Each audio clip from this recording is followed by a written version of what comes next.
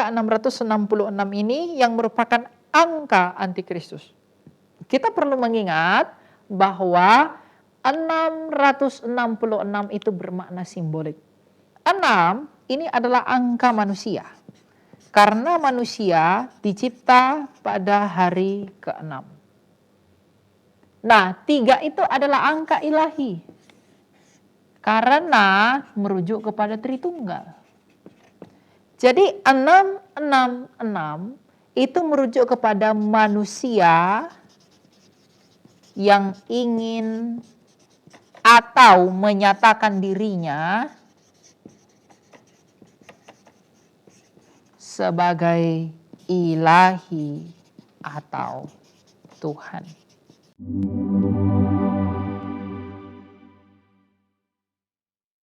Shalom saudara-saudara terkasih dalam Tuhan kita Yesus Kristus. Kembali lagi bersama saya Elia Maren di program 3 Hari Channel.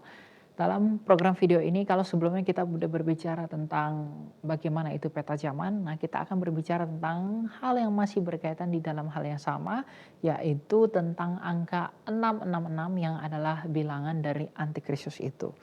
Nah, ada begitu banyak pendapat atau opini yang berbicara tentang angka 666, ada yang mengatakan bahwa 666 ini adalah angka manusia, kemudian mereka mencocokkan atau menghitung namanya dengan aksara atau angka-angka Romawi sehingga dihitung 666 maka dialah antikristus itu. Kemudian ada menuduh pemimpin negara tertentu, ada yang menuduh pemimpin agama tertentu, dan bahkan ada yang mengatakan ketika plat mobilnya 666 maka dia adalah antikristus dan lain sebagainya.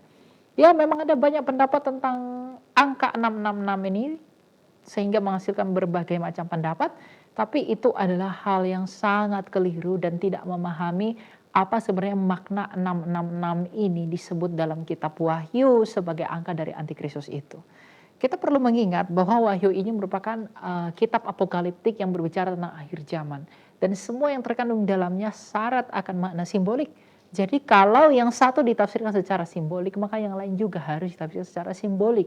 Termasuk dengan angka dari bilangan antikristus ini. Nah, kalau begitu apa makna dari bilangan 666? Tapi sebelum kita menjawab itu, kita perlu mengetahui apa dasar yang kita gunakan untuk melihat dan dasar dari angka 666 ini. Dalam Wahyu yang ke-13, mulai ayat yang ke-16 dikatakan begini. Ia menyebabkan semua orang, kecil atau besar, kaya atau miskin, merdeka atau hamba, diberi tanda pada tangan kanannya atau pada dahinya.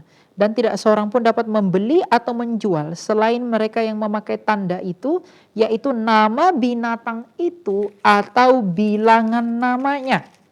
Yang penting di sini ialah hikmat, siapa yang bijaksana, baiklah ia menghitung bilangan binatang itu, karena bilangan itu adalah bilangan seorang manusia dan bilangannya ialah 666. Kita perlu soroti di antara ayat yang ke-16. Ia menyebabkan semua orang, ya, kecil atau besar, kaya atau miskin, merdeka atau hamba, diberi tanda pada tangan kanannya atau pada dahinya. Kemudian ayat 17, tidak seorang pun dapat membeli atau menjual selain mereka yang memakai tanda itu, yaitu nama binatang itu atau bilangan namanya. Kemudian yang penting di sini ialah hikmat, siapa yang bijaksana baiklah yang menghitung bilangan binatang itu, karena bilangan itu adalah bilangan seorang manusia dan bilangannya 666. Nah, apa arti dari angka 666 ini yang merupakan angka antikristus? Kita perlu mengingat bahwa 666 itu bermakna simbolik. 6 ini adalah angka manusia. Karena manusia dicipta pada hari ke-6. Nah, 3 itu adalah angka ilahi. Karena merujuk kepada Tritunggal. Jadi 666 itu merujuk kepada manusia yang ingin atau menyatakan dirinya sebagai ilahi atau Tuhan. Jadi 666 merupakan makna simbolik dari seorang manusia yang ingin menjadi Tuhan. 666 adalah angka simbolik dari manusia yang ingin menjadi Allah. Jadi 666 itu bukan tentang logo perusahaan, plat kendaraan, atau juga nama-nama orang tertentu, bukan. Tapi 666 ini adalah simbol dari manusia, dari seorang manusia. Sang antikristus itu artinya seorang manusia yang akan menyatakan dirinya sebagai Tuhan, dan dengan demikian ia menghujat Yesus Kristus. Apakah ini hanya tafsiran kita? Tidak. Mari kita lihat di dalam 2 Tesalonika 2 ayat 3 dan 4. Apa yang dikatakan dalam 2 Tesalonika 2 ayat 3 dan 4? Janganlah kamu disesatkan oleh orang dengan cara bagaimanapun juga, sebab sebelum hari itu, artinya akhir zaman, haruslah datang dahulu murtad, dan haruslah dinyatakan dahulu manusia durhaka, orang yang harus durhaka. Jadi si antikristus ini adalah orang yang durhaka. Kalau dia disebut durhaka, artinya dia adalah dari orang Kristen sendiri. Makanya Rasul Yohanes berkata dalam surat 1 Yohanes, dia berkata bahwa ia memang dari antara kita, tetapi tidak sungguh-sungguh termasuk pada kita. Jadi antikristus itu bukan dari luar Kristen. Antikristus itu dari dalam Kristen itu sendiri. Dan dikatakan bahwa dia akan durhaka, orang yang harus binasa, yaitu lawan yang meninggikan diri di atas semua yang disebut, yang disembah sebagai ilah, hingga ia duduk di bait Allah dan mau menyatakan diri sebagai Allah. Jadi antikristus atau manusia yang durhaka ini nantinya akan berdiri di atas bait suci dan menyatakan dirinya sebagai Allah. Di bait suci yang mana? Tentunya di bait suci yang ketiga yang akan dibangun oleh umat Israel di waktu yang akan datang. Jadi 666 ini bukan angka keramat yang harus ditakuti, karena 666 ini harus dipahami dalam gematria orang Ibrani bahwa angka 666 itu adalah angka simbolik dari sang antikristus itu, yaitu manusia yang ingin menjadi Allah, di mana 6 adalah angka manusia dan 3 adalah angka ilahi. Jadi 6 diulangi 3 kali adalah manusia yang ingin menjadi Allah. Nah, ditanamkan di tangan kanan dan di dahi, apakah artinya semuanya itu? Alkitab mengatakan dalam Wahyu, tadi kita baca Wahyu 13, bahwa orang-orang yang tidak memakai tanda binatang itu di tangan kanannya dan di dahinya, maka mereka tidak dapat membeli dan menjual. Nah, lalu ada orang-orang menafsirkan ini dengan chip-chip tertentu untuk ditanamkan di tangan sehingga kita dapat melakukan pembayaran. Kalau itu tidak terjadi, maka kita tidak akan bisa melakukan pembayaran. Atau alat-alat transaksi ditanamkan di tangan kanan orang sehingga kemanapun dia pergi dia bisa mengakses apapun. Ya, itu kedengaran masuk akal, tetapi itu tidak alkitabiah. Ditanamkan di tangan kanan dan di dahi itu tidak bermakna secara fisik. Ditanamkan di tangan kanan itu tidak berbicara tentang hal yang lahiriah, tapi ini berbicara tentang hal yang spiritual. Jadi ditanamkan di tangan kanan dalam paham konteks penulisan kitab Wahyu, yaitu dalam zaman orang Yahudi. Ditanamkan di tangan kanan itu bermakna persahabatan. Dan dahi itu simbol pikiran atau mindset. Jadi orang yang tanda binatang ini ditanamkan di tangan kanan dan di dahinya adalah orang-orang yang bersahabat dengan antikristus itu dan yang mengikuti pemikiran dan perbuatan dari antikristus itu. Dan orang-orang yang memakai tanda inilah yang akan binasa. Dan orang-orang yang tidak memakai tanda 666 di tangan kanan dan di dahinya, yang adalah orang-orang yang tidak bersahabat dengan antikristus itu, dan orang-orang yang tidak mengikuti pikiran antikristus itu, mereka akan tidak dapat menjual dan membeli. Menjual dan membeli di sini bukan berdagang dalam artian transaksi sehari-hari. Menjual dan membeli di sini adalah mereka akan dibatasi melakukan hal apapun yang ada di bumi ini.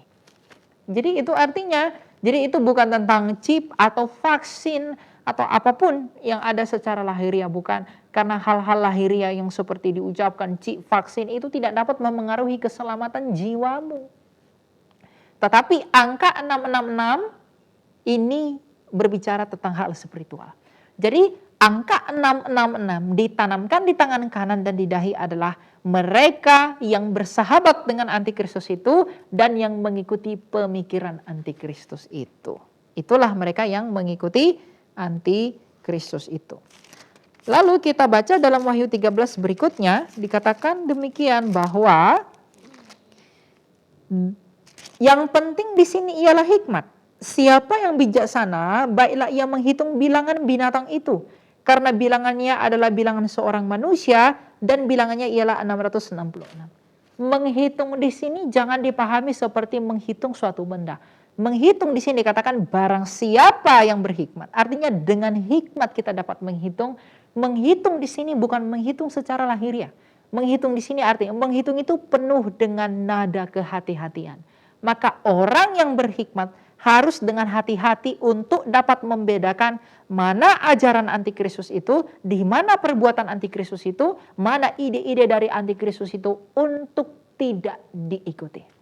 Artinya orang yang berhikmat, orang yang bijaksana, ia harus hati-hati agar ia bisa menilai, ia bisa mendeteksi siapakah antikristus itu. Makanya dikatakan karena bilangan binatang itu adalah 666. Kalau kita berhikmat dan kalau kita menghitung bilangan binatang itu, artinya kalau kita berhati-hati, kita akan peka dengan hikmat itu untuk bisa mengerti bahwa mereka ini adalah pengikut antikristus. Dengan apa? Dengan persahabatan mereka, dengan perbuatan mereka, dengan pikiran-pikiran mereka.